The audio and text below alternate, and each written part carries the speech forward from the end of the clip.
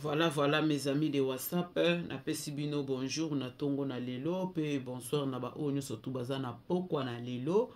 Toye lisusu kaka ndenge tolobaka tokoyoka Fayulu invité nani audio oyo to video oyo eza ya Messie na biso Fayulu azalaki invité na France 24. Tokoyoka ye ebongo biso nso tokotia ba commentaire na suka ka ndenge tolobaka aimer partager. Bola ikaka bandeko nanga mes amis de WhatsApp eza musala tozosalela bino tozosalela biso nyonso pona kozwaka ba information ya mboka na biso topesi mbote na bandeko na biso nyonso tu oyo balandaka biso tous les mes amis de WhatsApp nazotiela bino sikoyo tolanda biso nyonso tu merci.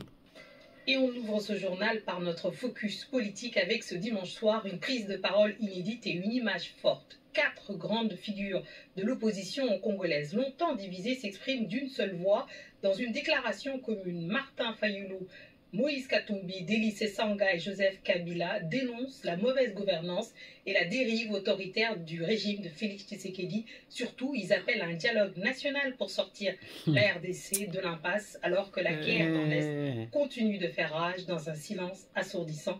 Que peut encore la politique face à la violence armée? Quelle responsabilité les autorités congolaises, le Rwanda, de la communauté internationale? Martin Fayulu, figure de l'opposition, un candidat malheureux à la présidentielle de 2018, est notre invité.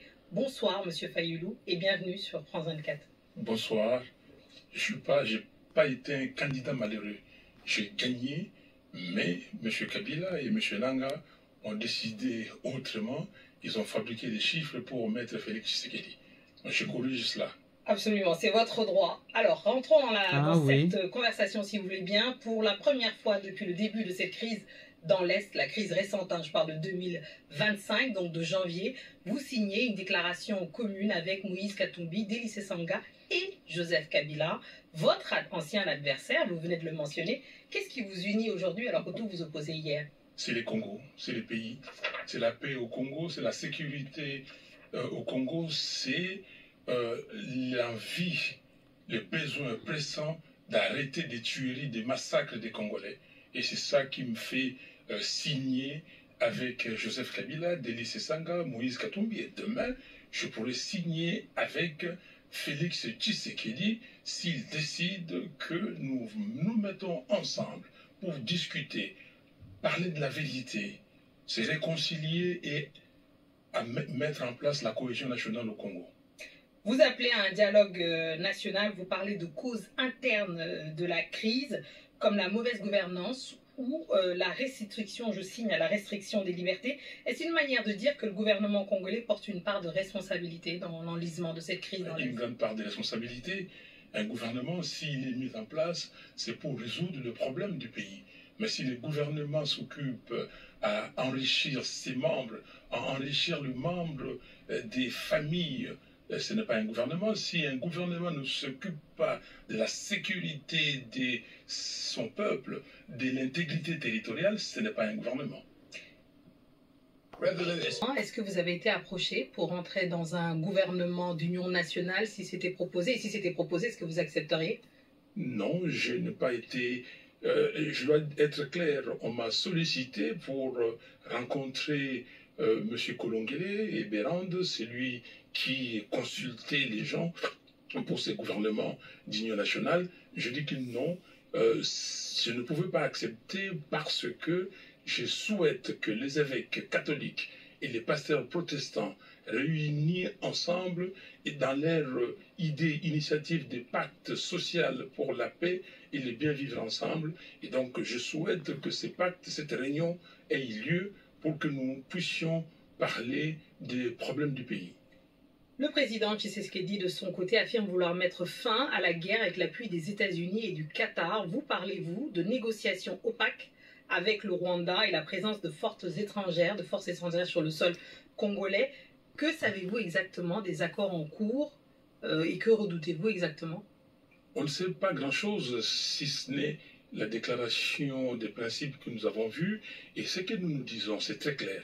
Toute initiative tendant à amener la paix, la sécurité en RDC et dans la région des Grands Lacs Nous sommes d'accord. Il y en a plusieurs aujourd'hui. Il y a Doha, il y a les évêques catholiques et protestants, les pasteurs protestants, il y a l'Union africaine et il y a Washington. Mais est-ce que ces initiatives ne peuvent pas se fondre en une avec tout le monde ensemble pour, sous la facilitation et le leadership des évêques et des pasteurs congolais pour qu'on trouve la solution? Kinshasa accuse de son côté Joseph Kabila d'être lié à l'Alliance Fleuve Congo, la plateforme dont fait partie le M23. Vous, Martin Fayoulou, vous vous engagez aux côtés de lui dans ce communiqué. C'est pas une contradiction.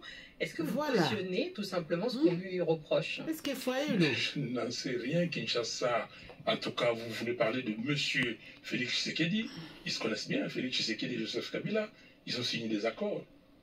Parlons de leurs accords d'abord. Moi, ce qui m'intéresse, c'est le Congo.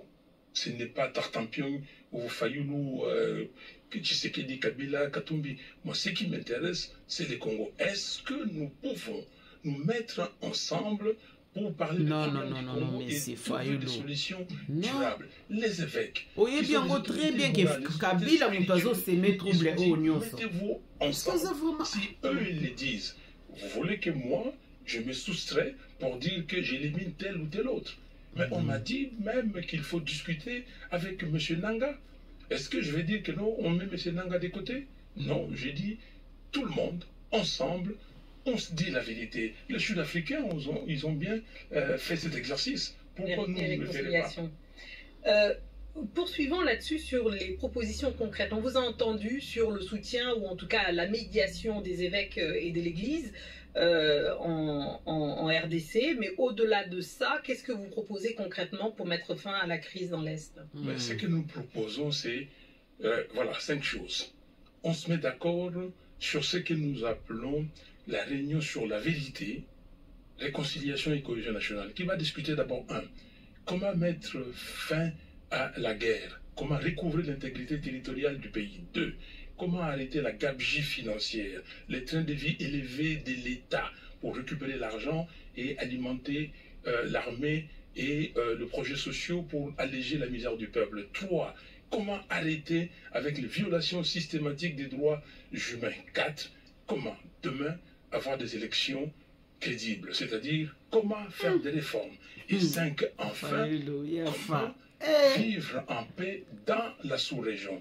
Comment faire à ce que les Congo et les autres pays de la sous-région, nous avons 9 pays voisins, comment assurer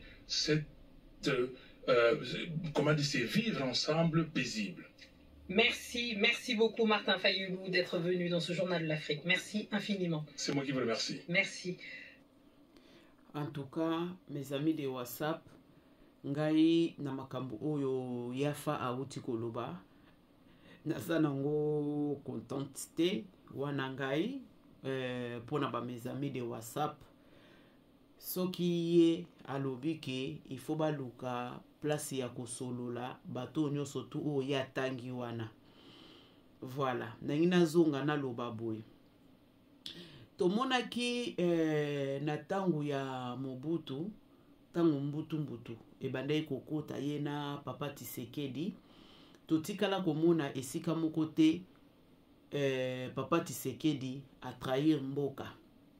Totikala komona mukolo moko te bitumba Papa Tshisekedi batu bakufa, ba guerre esalama, ba mama na biso bazo violer bango, ba papa na biso bazo violer bango, bana na biso baleki na biso, totikala komona yango te. Martin Fayoulou, yo lelo ozobota courage olobi ke okoki kolongola mutu moko te. Donc tondima mutu ya bomeli biso bandeko, mutu oyo azo bebisa éducation ya bana na biso, mutu oyo azana mawa na kati ya mutema na ete ke o wana baza ba Congolais.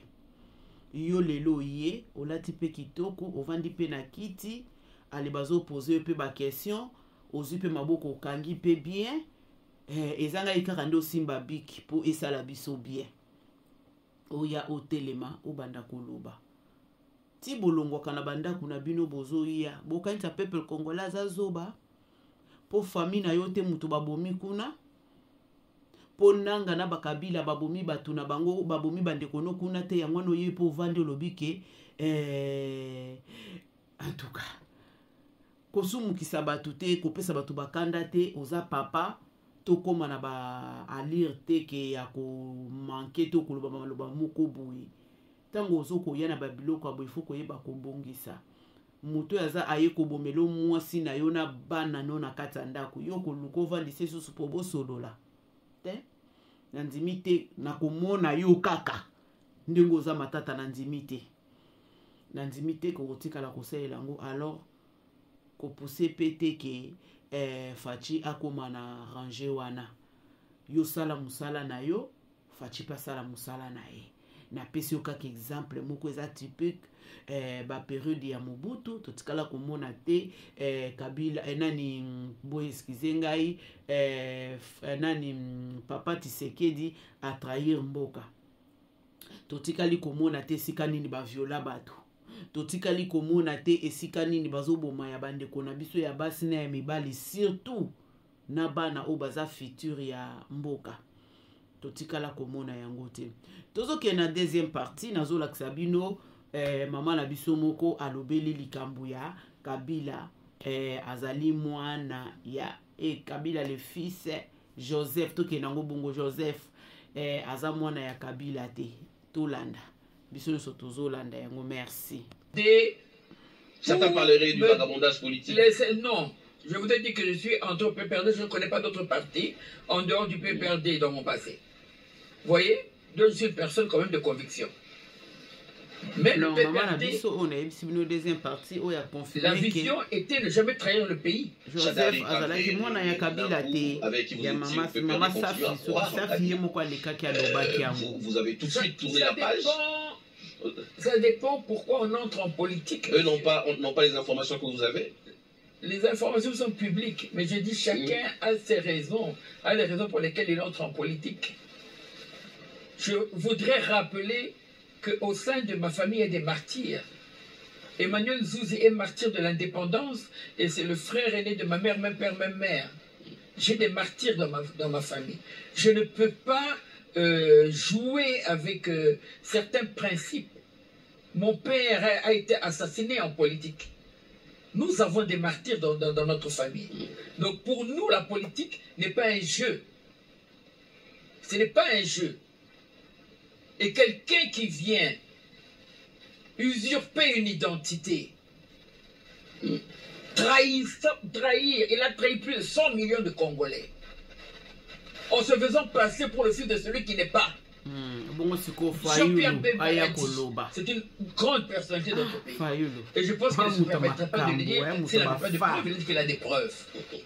Pendant 15 ans, on peut perdre. Vous n'avez jamais été en contact avec cette information. Je veux vous étonner. Parce que vous parlez de la patrie. Je veux vous étonner, monsieur. Oui. J'ai toujours pensé que Maman Sefa était la mère de M. Kabila. Elle n'est le pas. Je parle devant Dieu. Je l'ai toujours pensé. Elle-même l'a dit qu'elle ne l'a jamais été. Elle-même. Vous êtes journaliste, vous êtes censé le savoir. Elle a fait une déclaration. On dit qu'elle n'a jamais été la mère de M. Kabila, elle a été menacée. Il y a des enfants Kabila qui ont été... Tous ceux qui parlaient des origines de M. Kabila étaient éliminés, dont M. Moukena. Ce sont les informations qui le disent. Alors, même il y a eu des enfants de Kabila qui ont été décédés.